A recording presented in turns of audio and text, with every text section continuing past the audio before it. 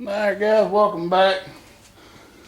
Today we're going to remove this middle piece here. I'm going to go ahead and shoot the video as if I'm having to replace stuff in here. I promised some people that I would show them how to replace this stalk. This stalk don't have screws, but if it did have screws, you'd have another wire down there with a little spade connection on it. So first thing we need to do is, once you remove the horn button, and be careful because those little tabs will break off. They connect into this ring right here, and it's got a slot in it that one of the buttons will fit in that slot, and that'll center it. So when you put this back on, make sure the slot's at 12 o'clock. Now we need some Torx, a Torx head screwdriver, and it looks like maybe a T20.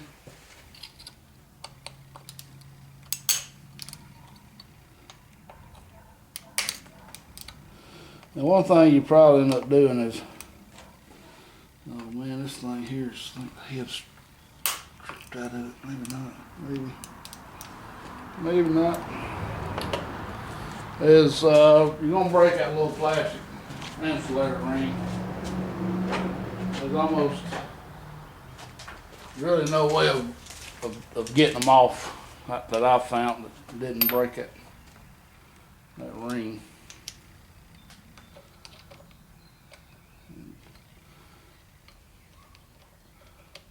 And if you do, just save it. You don't need the plastic that goes around, you just need the plastic that goes under the screws.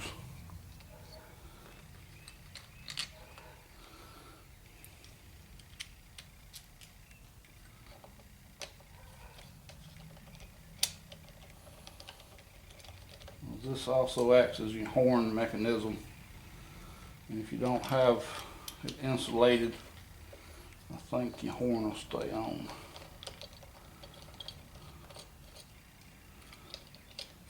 We're just going to pull that off as one piece. We'll leave these little insulators in the holes. We got another little piece here. This is actually what activates the horn. The horn thing goes through here, so we'll take these out. And it is a 13/16. Of course, the easiest way to get this nut off is with an impact. But if it's still on the truck, you don't have any way of getting the impact, I believe you can probably break it off with just a regular ratchet. It's just not too difficult. It's not like it's a big nut. But in the shop, I like to use tools that help me out. If you're lucky, you can just slide this wheel right off this splined shaft here. If you're not lucky, like I am, I've never been able to get a wheel to slide off a shaft. I've always had to pull it. So you need a steering wheel puller. You can buy these steering wheel pullers at AutoZone and probably rent one. They're not very expensive. If you've got a 3 puller thing, all you need is 2. And hopefully I've got the right bolts. It comes with a set of bolts, but the bolts are going to screw into here. I do. Got the right bolts. Comes with different sets of bolts. So basically, there's 2 holes right here, one on each side, made for these bolts. We just want to undo this and get it up. We'll get it in there. We'll probably try to get at least some of the threads in there. Oh, damn it. I'm going to put a washer on here, I forgot it.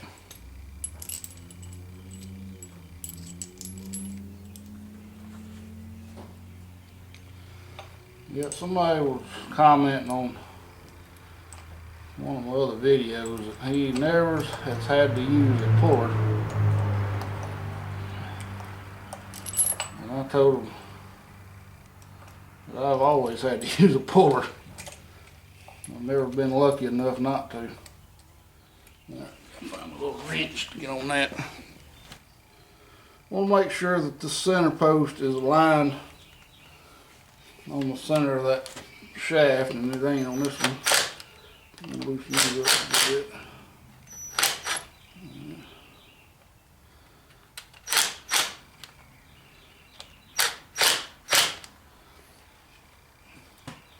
And then this is a 5/8. We're just going to tighten this up.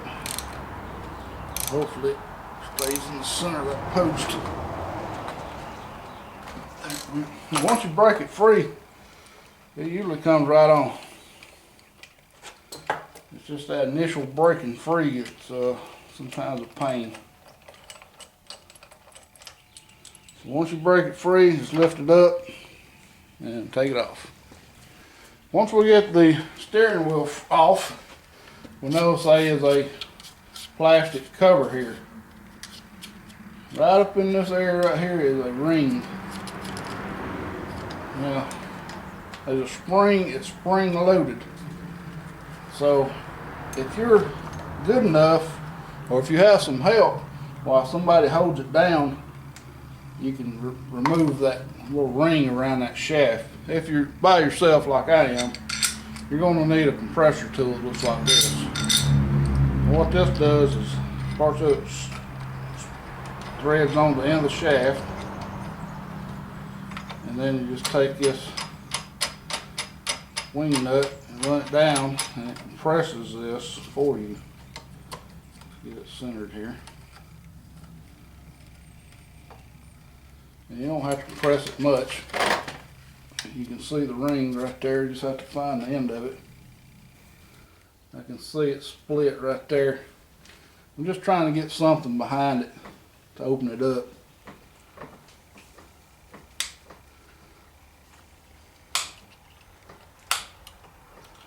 Most times you get something right in there. Dang it.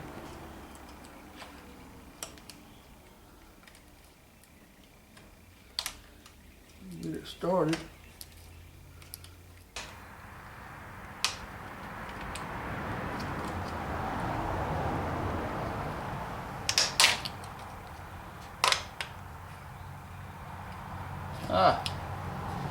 Now it came.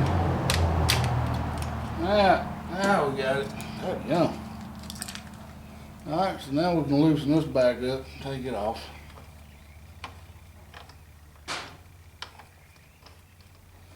As you can see, as you loosen it, the whole thing is going to pick up because it is spring loaded.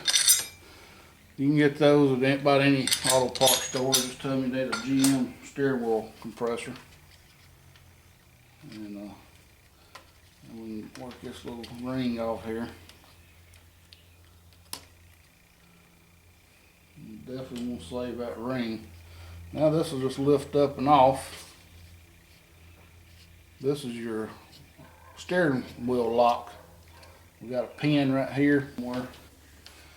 Now your horn button, or this is your actual horn switch right here. This is what contacts it through that little spring and that other thing in the horn mechanism.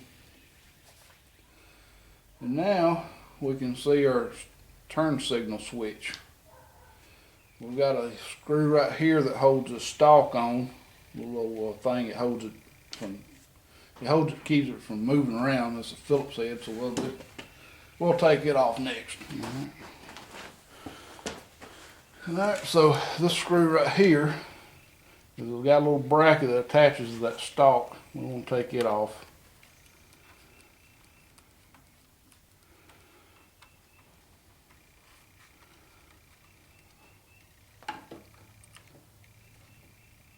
And then we can wiggle this bracket out, and you can see it's just a ball. It just fits into a slot on that stalk.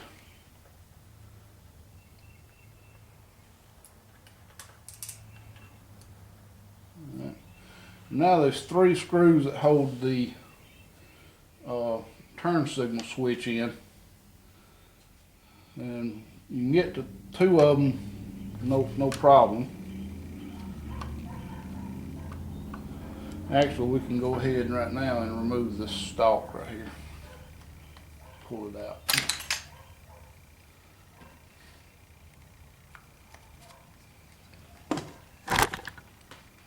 And now we can remove these 3 screws.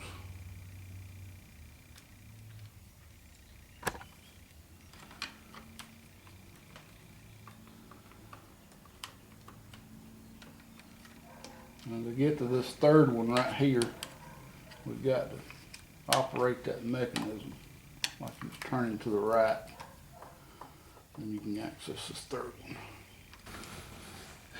And we've got to take off this little hazard switch hitty here to get the switch out.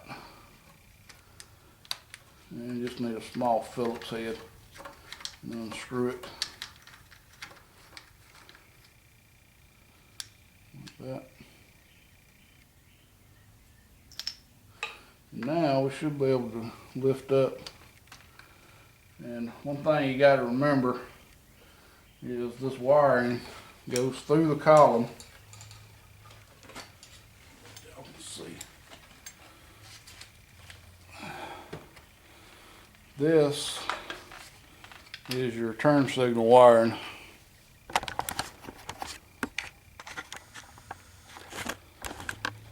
So this is your turn signal wiring right here. And as you can see, it goes through the column, so it's easier to take these 4 bolts out and remove this right here if you're going to pull the switch. I know I'm going to have y'all kind of backlit, but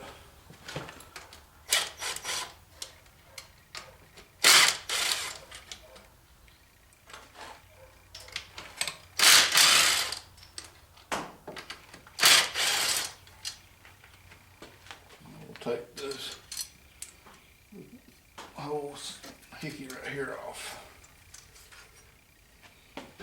Now with that off, you'll see a little plastic collar here that these wires right up in. Sharp. Kind of goes around these little nuts.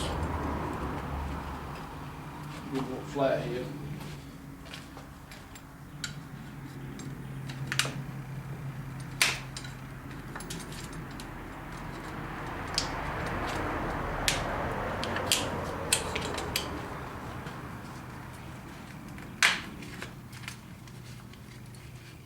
Wires are inside this thing. It kind of just slides up and down now. We got plenty of room. We will have to take that off before we pull that switch out.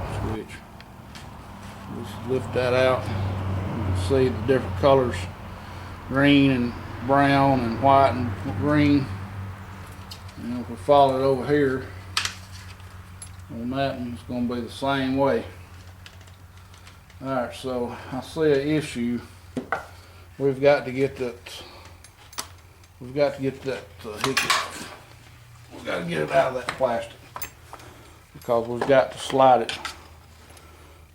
Well, yeah, it's got to turn sideways to slide up in there. So let's get it out of that.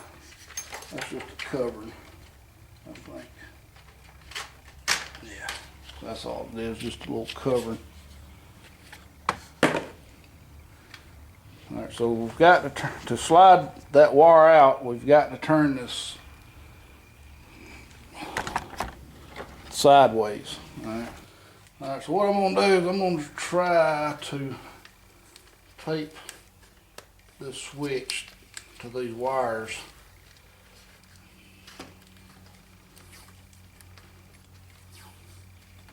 And hopefully it'll stay in the position it needs to come out of there. Let's see. Figure out where it needs to go.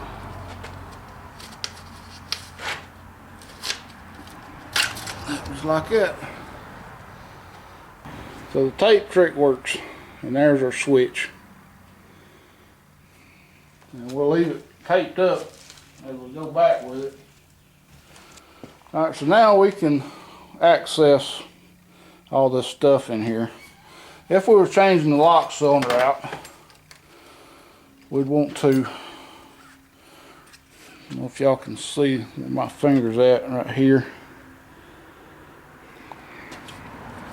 Let's see if this thing's going to stay. Just keep wanting to roll.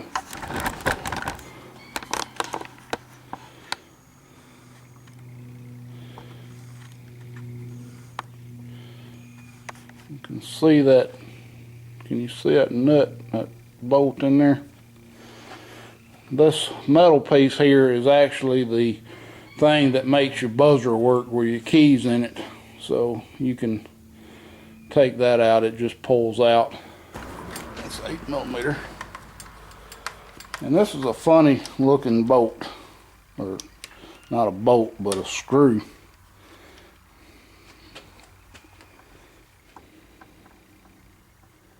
You can see how it is. It's straight on the end. That fits down beside the lock cylinder. And now with the key in the on position, you should be able to just slide this cylinder straight out.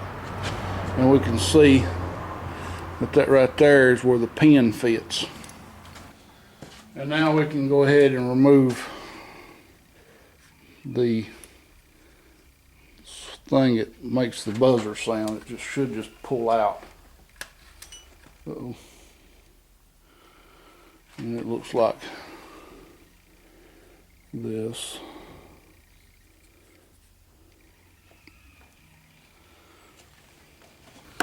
Alright, what I'm going to go ahead and do is take out these bolts that hold this section in. And they are tight.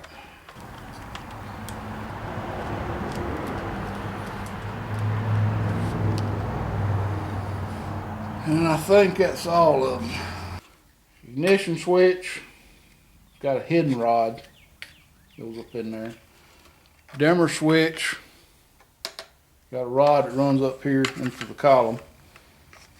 Wipers, power, windshield wipers. 83 and older had windshield wipers on the switch on the dash. All of them, well, 83 and older also had the dimmer switch on the floor. So 84 was the first year of the column mounted dimmer switch and windshield wipers. Alright, so let's see if I think I've got to take this off to be able to pull that out.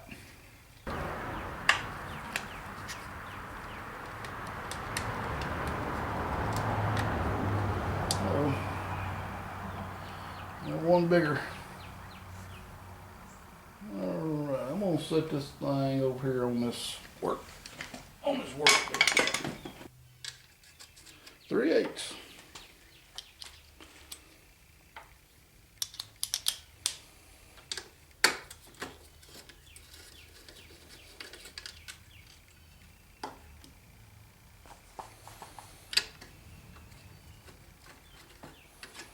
And we got another screw up under that. Well, they didn't want nobody fooling with this. This is what'll start your car. So that's a stud.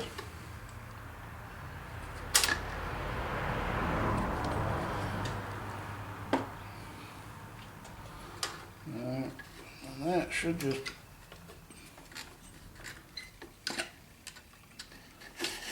pull out like that.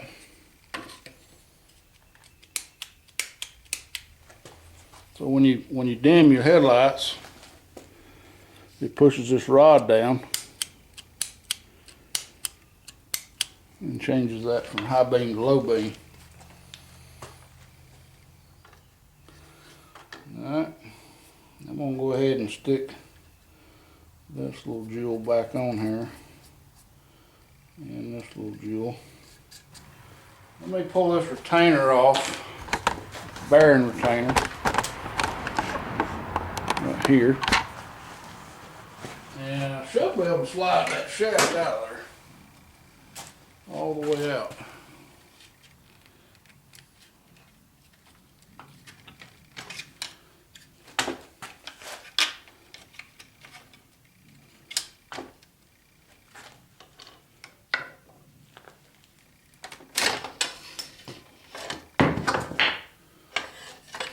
And there's the shaft.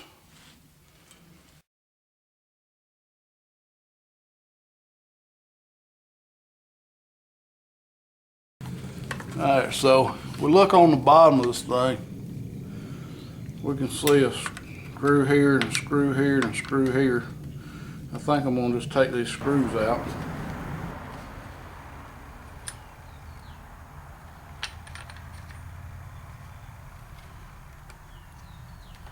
You can see how the ignition works. Oh, okay, with that unscrewed, we can get this little cover off. And I'm thinking now, this little nut right here has got to come off to release us.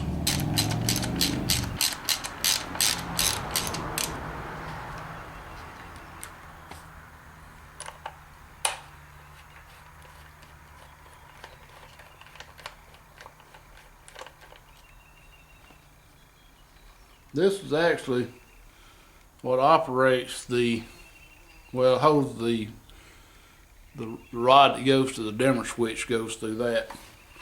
With that off, we can remove we'll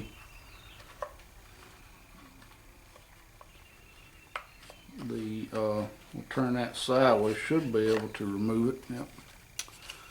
So that's how you get your windshield wiper switch out. That right there would be a pain in the butt to have to change out. But that's how you have to do it. You gotta pull this whole cover off to get to this right here. To get that off. You don't really have to pull the shaft. The shaft can stay in it.